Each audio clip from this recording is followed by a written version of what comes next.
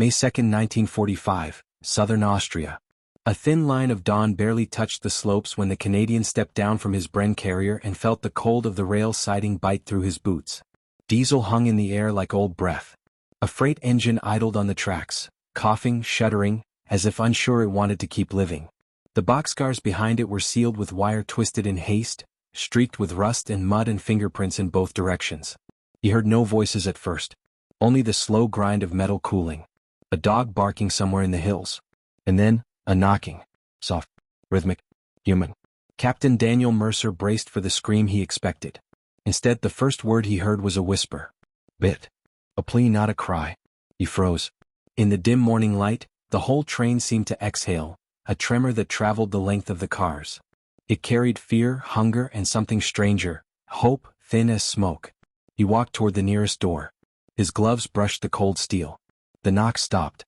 Silence settled like frost between two worlds that hadn't decided yet whether to trust each other.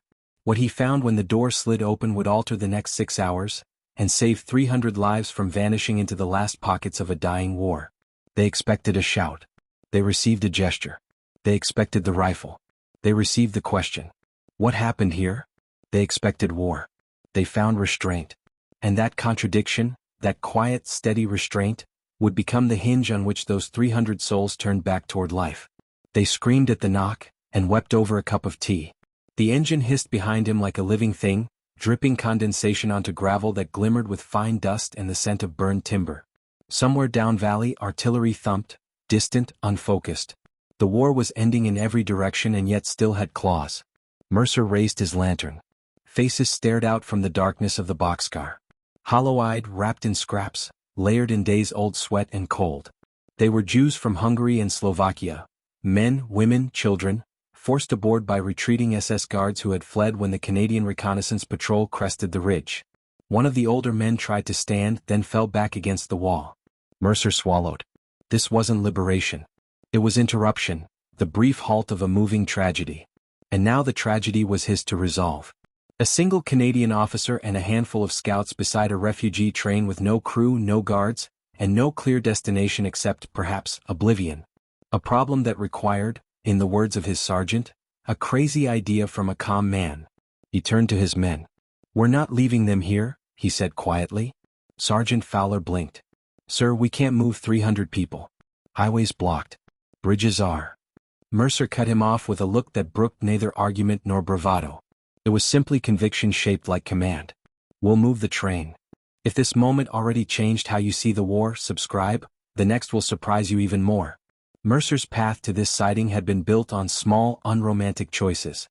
He had enlisted not as a rifleman but as a transport officer, a job that felt to younger men like war with the edges sanded off. Paperwork, fuel requisitions, convoys, schedules pinned to damp boards. Then came Sicily, Normandy, the Scheldt, places where logistics became the difference between bridges held and bridges lost, and where his calm manner earned him a reputation for unconventional solutions. Solving the impossible by first assuming it wasn't. In April 45, he'd been attached to an Anglo-Canadian rail repair detachment tasked with clearing lines for repatriation. A job made of cold mornings, jackhammers, and long days spent convincing civilian engineers that yes, the war was ending, and no, the rules of physics were not open to negotiation. That expertise brought him here. Southern Austria, a valley caught between retreating German units, advancing allies, and thousands of displaced civilians scattered across the forest roads.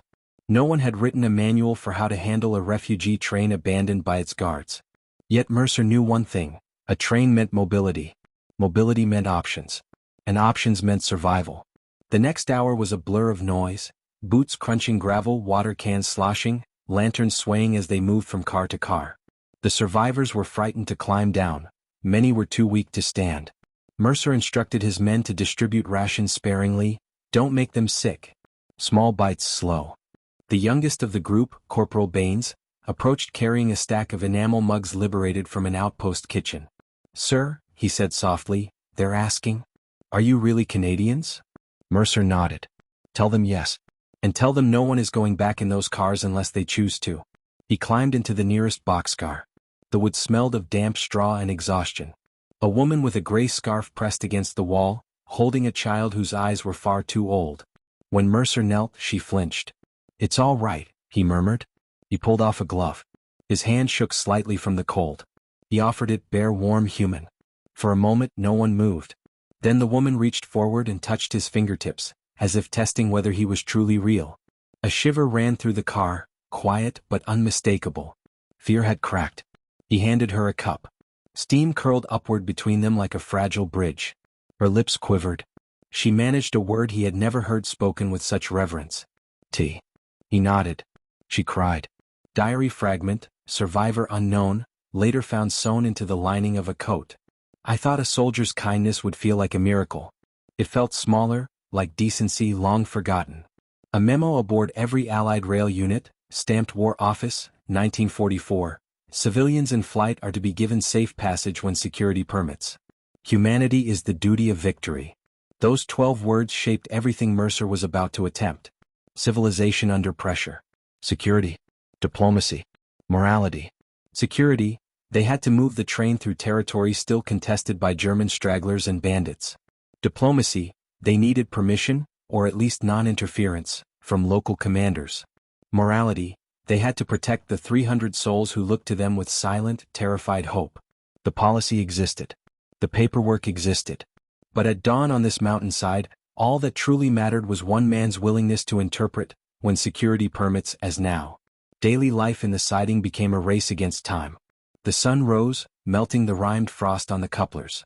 Mercer ordered his men to build fires in hollow barrels, letting the heat draw survivors out gently, one at a time. Some sat on blankets. Others crouched near the flames, palms open to the warmth as if relearning what comfort felt like. The Canadians boiled water in mess tins. They rationed hardtack, chocolate, and whatever was left in their rucksacks. A medic from a nearby infantry unit arrived, breath steaming, carrying a canvas bag smelling faintly of iodine and worn leather.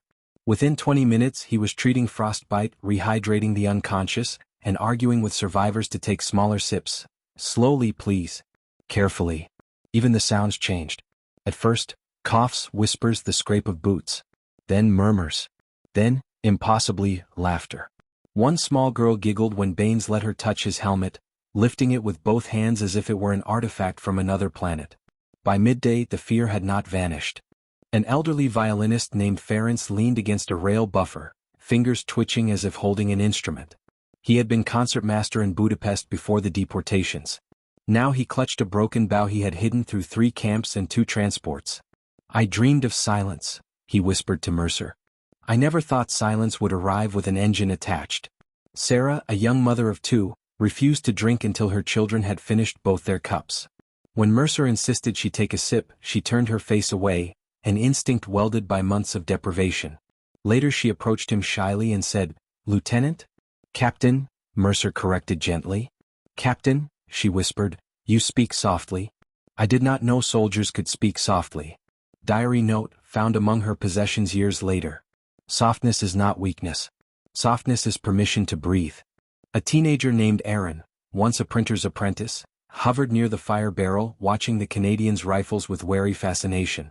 Fowler handed him a canteen and said, "You can hold it, lad." That's all.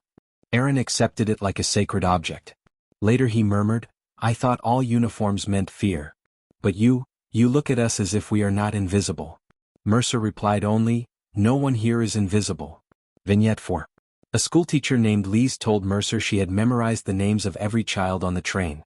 "In case no adults remain," she said, her voice steady, "someone must speak for them." Mercer felt the weight of those words like a stone pressing into his chest. Each interaction tightened his resolve. And time was running. German units had been spotted retreating through the high passes. Rumors of SS bands moving eastward haunted every hill. The siding was too exposed. The valley too narrow.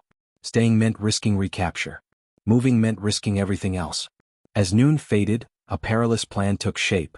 They would fire up the locomotive, form the 3-car train into a single protected column, and move it west toward Allied lines, a 5-hour journey under ideal conditions.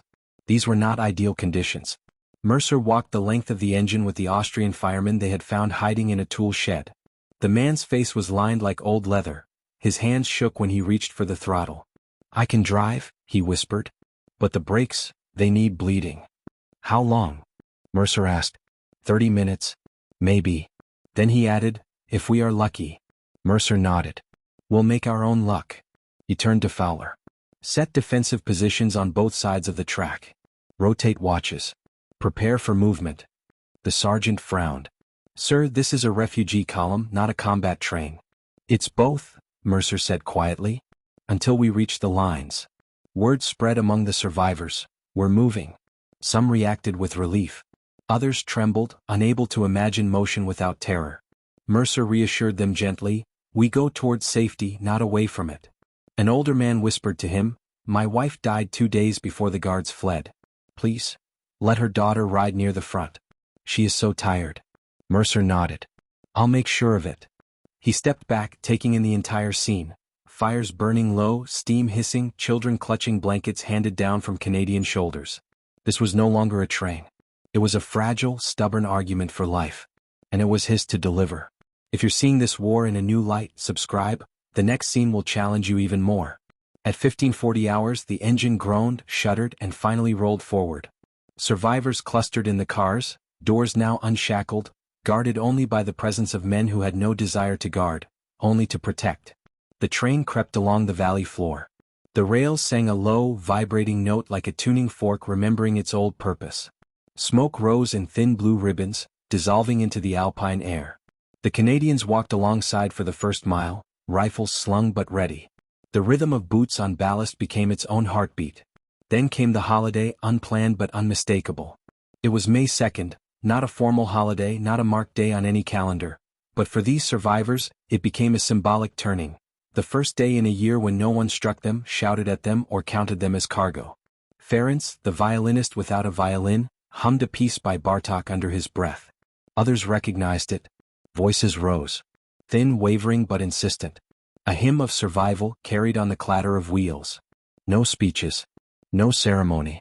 Just a shared breath in motion. Mercer walked beside the lead car, listening. He would remember the sound for the rest of his life. As the train wound westward, danger lurked in every bend. Twice they passed farmhouses with unfamiliar flags hung from windows, white cloths signaling surrender. Once they saw a dozen German soldiers trudging across a field, pale and disoriented, rifles slung muzzle down. They did not approach. But at kilometer 19, the tracks curved along a ridge where a half-destroyed viaduct spanned a ravine. The stonework was cracked. Rails hung at odd angles. Smoke curled from the ruins of a blown supply wagon. The fireman halted the train. Mercer climbed down and approached the edge. Wind whipped against him, carrying the scent of pine and gunpowder. The bridge could hold a man. Possibly a small vehicle. But a locomotive pulling 3 cars full of survivors? Fowler joined him. Sir, he said quietly, we can't cross. The logic was undeniable. The consequence was unimaginable. Mercer looked back at the train, at the faces watching from the doors, at the children wrapped in blankets, at the exhausted teachers and musicians and mothers who had already come farther today than hope should allow. He felt something gather inside him. Not bravado. Not defiance. Responsibility. He turned to the fireman. Can we detach the engine? Yes, but then. We push the cars. Fowler blinked. Sir, you're suggesting? A controlled roll across the viaduct. We cut speed to barely a crawl. The engine goes ahead alone. We guide each car by hand. By hand? Fowler repeated flatly. Mercer nodded. Slow. Steady. And if the structure gives even an inch, we stop. It was a crazy idea. The kind only a calm man would propose. And yet, within 20 minutes, the engine had crossed alone. Its weight strained the stones but held. Then the first car rolled forward. Survivors held their breath. Canadians braced shoulders against steel, feet slipping on gravel. The wheels reached the center of the span. For a moment, the entire bridge hummed, a low, anxious note. Mercer placed his hand on the rail, feeling the vibration. Easy, he whispered. Easy. The wheels rolled on. The humming eased. The first car reached solid ground. The second followed. Then the third. When the last wheel clicked onto earth, someone began to cry, quietly, uncontrollably. The same woman who had whispered tea hours earlier. Her tears were different now. Not fear. Release. Diary line, child survivor, age 10. They pushed the train like it was full of gold. Perhaps we were. Night fell before they reached the Allied checkpoint. The final stretch wound through a valley lit only by starlight and the faint, trembling lanterns inside the cars. The Canadians walked slower now, stiff with fatigue but unwilling to leave the train unguarded. At 22:07 hours, a distant voice called out, "Identify yourselves." Fowler shouted back, "Canadian column, 300 civilians in transit." Spotlights snapped on, washing the train in pale light. Shapes emerged: British MPs, American medics, Red Cross volunteers roused from half-sleep by word of an approaching convoy. Someone shouted, "My God!" Mercer stepped forward. "These people need immediate care, food and shelter. We'll assist with disembarking." The Allied officer stared at him. "Captain, where did you find them?" Mercer looked at the survivors, at their hollow faces illuminated by the sudden brilliance, and then back at the officer. "On the tracks," he said simply. "Right where someone chose to abandon them." The officer swallowed hard. "You brought them through the ridge? The viaduct?" Mercer nodded once. "Sir," the officer whispered, "that bridge was condemned." Mercer didn't reply. There was no need. The next 2 hours unfolded in controlled chaos. Medics checking pulses, Red Cross volunteers passing blankets, clipboards rustling, engines idling as trucks prepared to transport survivors to a field hospital. Children were carried. Elderly were lifted on stretchers. Every person counted. Every person accounted for. A young nurse approached Mercer. "Captain, all of them?" 302, he said. "Alive." She exhaled sharply. "That's impossible." "No," Mercer replied gently. "Just improbable." In the days that followed, survivors wrote names on scraps of paper, trying to rebuild families. Some found relatives in nearby camps or hospitals. Others discovered they were now the sole memory of everyone they had loved. Mercer visited the field hospital before his unit moved north. He walked between rows of cots, listening to quiet breathing, whispered prayers, and the faint hum of a nurse's lullaby. He felt invisible fingers tug at his sleeve, a small boy offering him a folded paper star. "For saving us," the boy said. Mercer knelt. "Keep it," he replied softly. "You saved yourselves. We just kept the train moving." The boy frowned. "But you pushed." Mercer smiled. "Sometimes that's what it takes." By autumn, most survivors had been resettled. Some in Prague, some in Budapest, others in makeshift villages along the Danube. A few sailed for Palestine. Several, unexpectedly, sent letters to Mercer's regiment, asking after the quiet Canadian who had looked at them as if they mattered. He kept every letter. The war had taught him exhaustion. The peace taught him responsibility. And years later, when a historian traced the odd, nearly forgotten log entry, May 2, 1945, 3-car refugee train recovered, approximately 300 Jewish civilians rescued, action led by Captain Daniel Mercer. The Canadians who had walked beside that train nodded with quiet pride. They remembered the cold rails, the trembling voices, the absurdity of pushing a train across a condemned viaduct, the humming bridge, the singing in the dusk, and that first fractured whisper, "Bit." If stories like this remind you that courage is often quiet, subscribe, because history is full of these almost forgotten acts of mercy. In the end, it wasn't heroism that saved them. It was restraint, discipline, and a single steady decision made on a cold Austrian morning. The war had taught them fear, the peace taught them mercy.